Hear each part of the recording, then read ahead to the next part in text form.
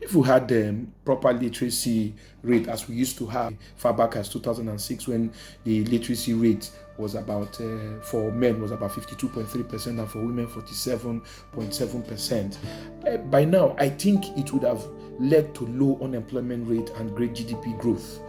Today we have militancy, we have Yahoo, we have terrorism, high level discrimination, we have poverty and gender inequality. If as a government we have introduced proper deliberate education for every Rivers person, it can eradicate this problem from its root.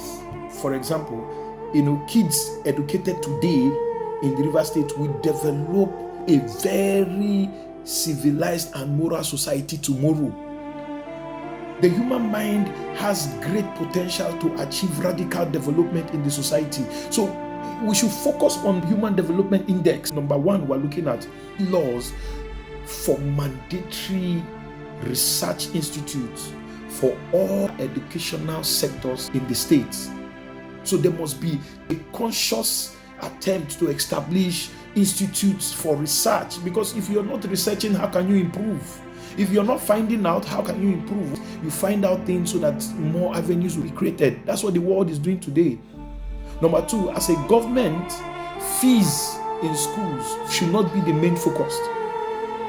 We should rather focus on subsidizing, the fees so that it can meet standards where parents who cannot afford will be able to pay. The focus should be the educated child of Rivers State, not how much we make from Rivers State institutions. Number three, deliberately improve the capacity and development of our lecturers and teachers. This is very key. In the private sector, you see that you go through professional courses, you go through advancement while being taken care of. You have good allowances, you have good pay, you have good houses. They do that in the private sector. Why is it not repeated in the government sector? Why is it not repeated in our institution? The lecturers ought to go through assessment, go through professional courses to tell that they have the capacity to be able to transfer this knowledge to our students. Number four, we send qualified students to study in Europe. As I said, one of the greatest achievements, the students will come back with two qualifications. One, they will know how to speak the language. Two, they will be grounded in their course, and they will come and transfer knowledge, because before they come back, we too have also established industries where they are going to work. China did it, sent people outside the country for over 20 years, and they came back while things were being established for them to explore the knowledge that the state has impacted on them. Five, create technical colleges that will expose Rivers people to more problem-solving jobs, more problem-solving challenges.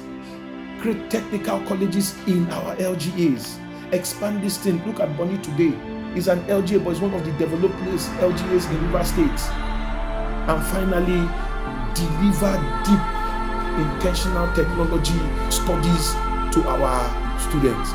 Push the students to make sure they are grounded in technology. The number of Rivers people who are into internet fraud and Yahoo is now how a government will make sure that we use this knowledge and become one of the standards, one of the most intelligent, one of the most prime educated figures in the world. We can do this as a government.